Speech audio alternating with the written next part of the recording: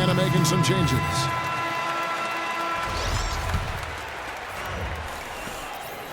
Pacers trail by 8. Now Watson still getting warmed up offensively. No buckets yet in the game for him.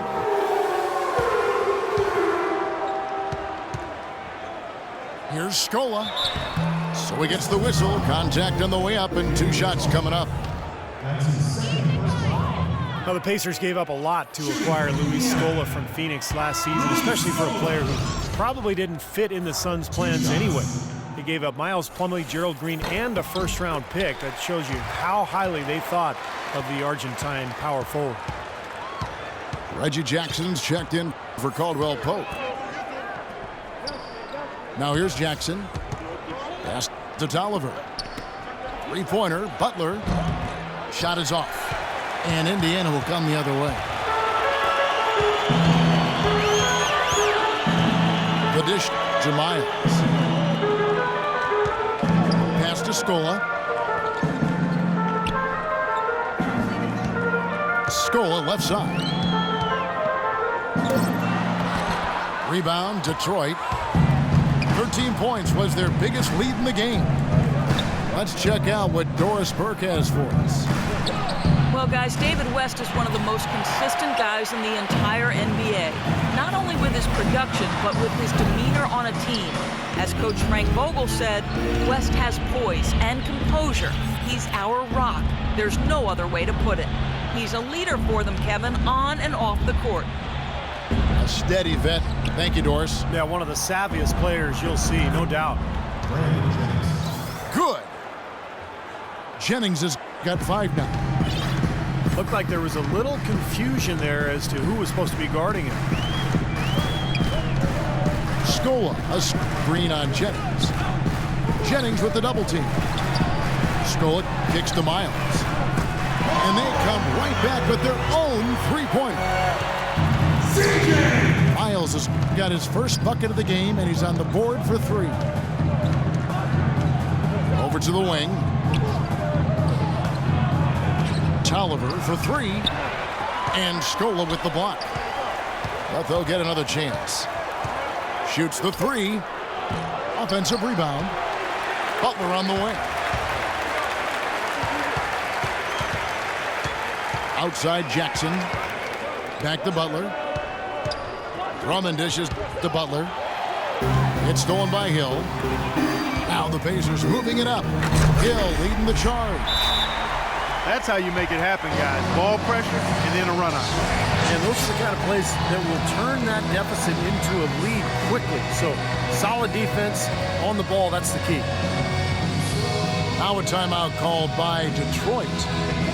And during the timeout, both coaches getting a chance here to review the strategy at this point of the game, along with the discussions. Also some rehydration going on with Gatorade. Everyone trying to bring their top game here tonight. Yeah, that's why you see the trainers going around to every player, making sure they're hydrated, they're getting enough to drink during the game. So important to hydrate yourself and keep yourself strong and ready to play for these big minutes down the stretch. So an entirely new group in now for Indiana. West is checked in for Scola. Paul George comes in for Hill. Rodney Stuckey's checked in for C.J. Miles. And it's Hill in for C.J. Watson. A lot of pressure and expectation last year for the Pacers in the playoffs. No longer were they an underdog or a feel-good story. They were expected to make a deep run. You know, even from here, you can see that one pretty clearly. Yep, pretty obvious. And a good call by the official. Roy Hibbert's checked in for Ian Mahinmi. Hill passes to Hibbert. The basket drops, and he gets fouled on the shot. One free throw coming his way. And they would return to the Eastern Conference Finals after some scares for him in the early rounds. You saw it, but Clark, once again, they could not beat the Heat. And the difference there, Kevin, was the mentality and fortitude of the Heat. Clearly the talent was pretty equal, but I thought the leadership of LeBron and the brilliance of Dwayne Wade was just a little too much for a young, evolving team to handle. Good insight. Here's George. No luck. Terrific job that time defending at the rim. I mean, it's not an easy task stopping that fella when he's headed to the bucket like that. Good job. Boy, the floor really opened up for him there. It sure did. A good job getting it started before the defense can get itself set. And it's the Pacers with the ball after the basket by Detroit.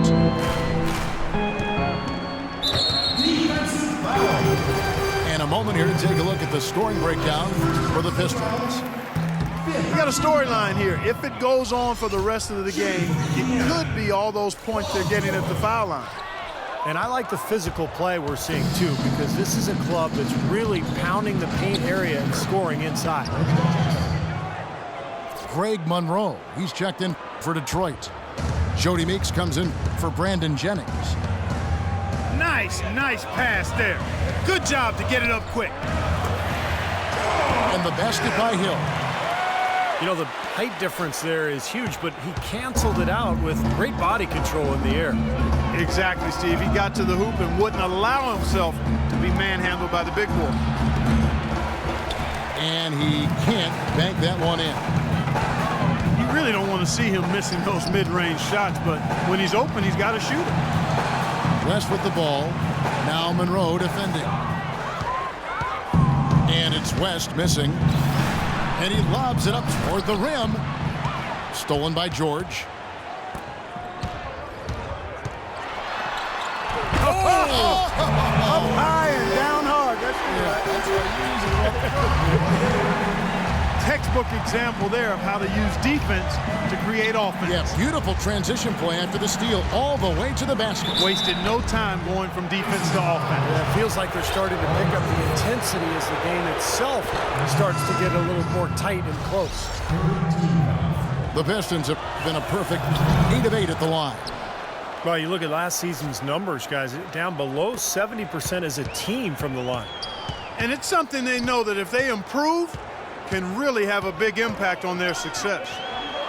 Tayshaun Prince is checked in for the Pistons. Here is Miles. And again, it's Indiana. A little lucky, frankly, but they did get it to go. And here's Jackson. Butler sets a screen for Jackson. Monroe in the corner. Plenty of space. And the bank shot is good. Monroe's got his second basket of the game.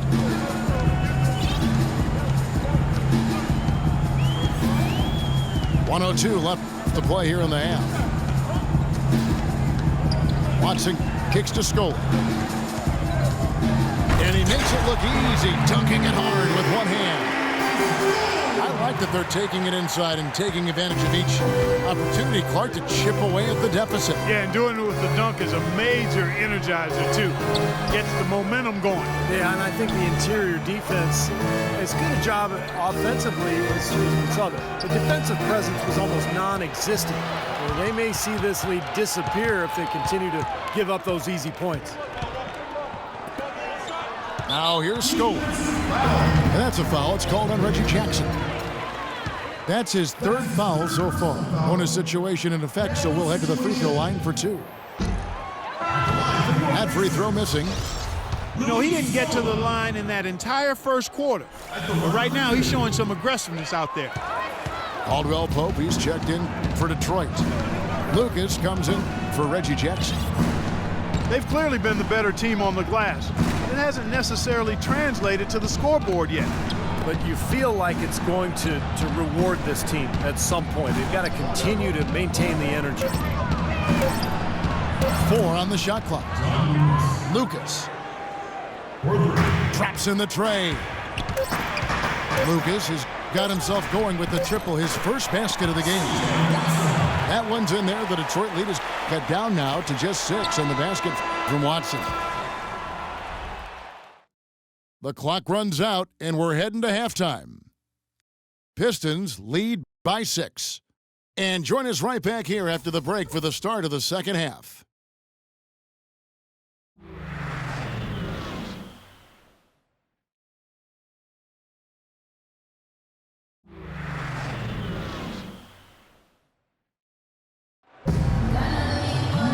Well, both sides have assessed what they need to do over the break in halftime. We'll see now if one can pull out a way here in the third.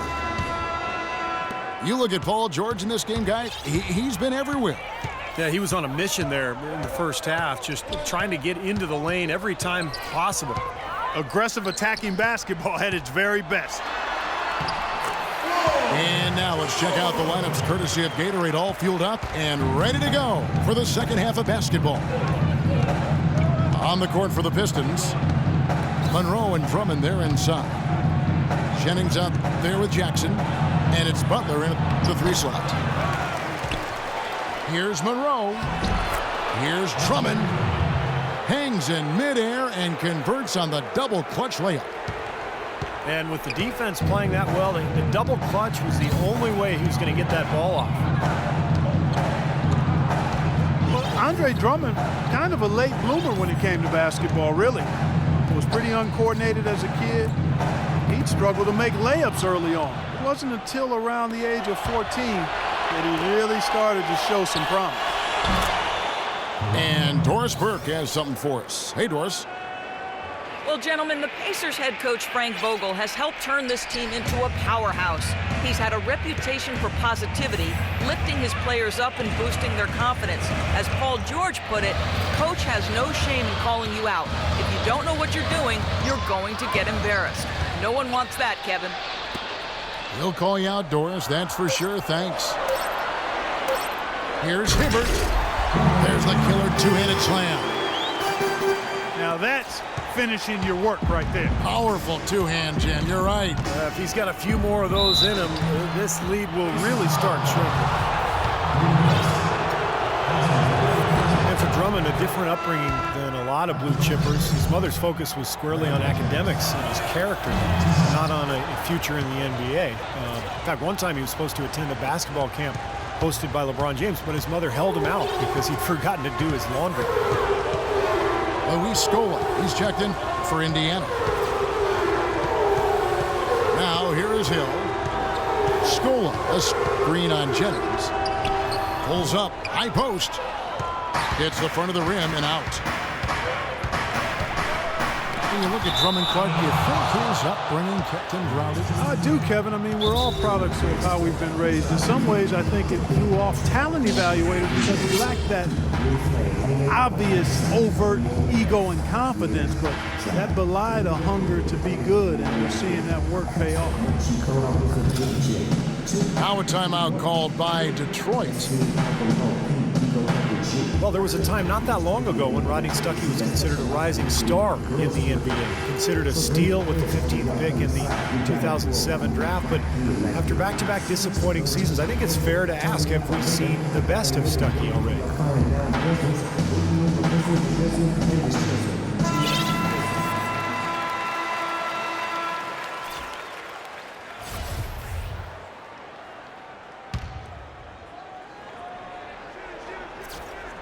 And stolen by Hibbert.